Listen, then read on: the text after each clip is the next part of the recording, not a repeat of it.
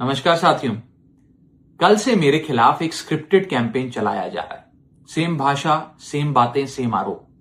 ये कोई कोइंसिडेंस नहीं है, बल्कि एक कोऑर्डिनेटेड अटैक है। पहले मैंने सोचा कि मुझे इसका जवाब नहीं देना चाहिए। फिर लगा कि कहीं एक झूठ को 100 बार बोला जाए तो कुछ लोग मान ना लें, इसलिए मैंने सोचा कि जवाब दूं। आम आदमी पार्टी ने 3 आरोप लगाते हुए यह कहा कि इन 3 आरोपों की वजह से हम राघव चड्ढा को पार्लियामेंट में बोलने का मौका नहीं देंगे।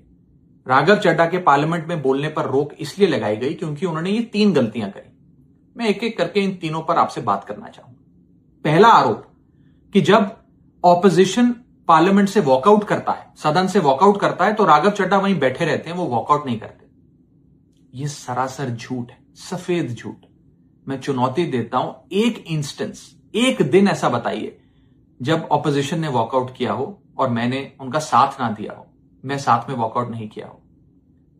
और पार्लियामेंट में तो हर जगह सीसीटीवी कैमरा है, आप सीसीटीवी कैमरा निकाल कर दिखा दीजिए, दूध का दूध और पानी का पानी हो जाएगा। दूसरा आरोप लगाया कि राघव चड्ढा ने चीफ इलेक्शन कमिश्नर के इंपीचमेंट मोशन पर, यानी कि मुख्य चुनाव आयुक्त को हटाने वाली जो याचिका थी, उस पर साइन करने से मना कर दी। दूसरा सफेद झूठ।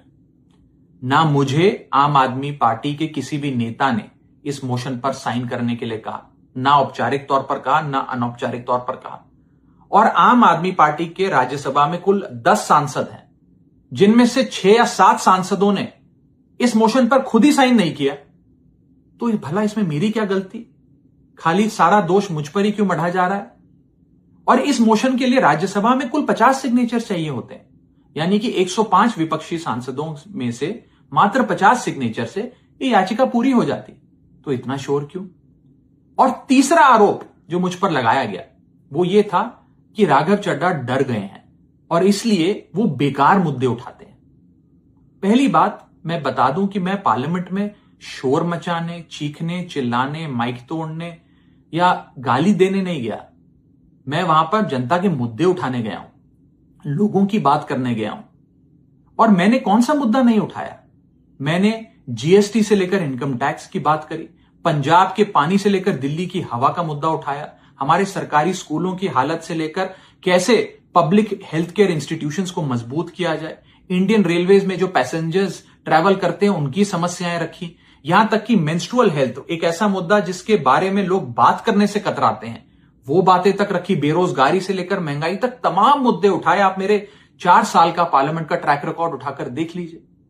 और मैं पार्लियामेंट में इंपैक्ट क्रिएट करने गया हूं, मैं पार्लियामेंट में रकस क्रिएट करने नहीं गया। ये टैक्स पेयर के पैसे से जो पार्लियामेंट चलती है, उस टैक्स पेयर के मुद्दे उठाने में पार्लियामेंट में गया हूं। अंत में मैं बस इतना कहना चाहता हूं कि जो लोग आज मुझ पर आरोप लगा रहे हैं, झूठे आरोप लगा रहे हैं, कि हर झूठ को बेनकाब किया जाएगा और हर सवाल का जवाब दिया जाएगा, क्योंकि मैं घायल हूं, इसीलिए घातक हूं। जय हिंद।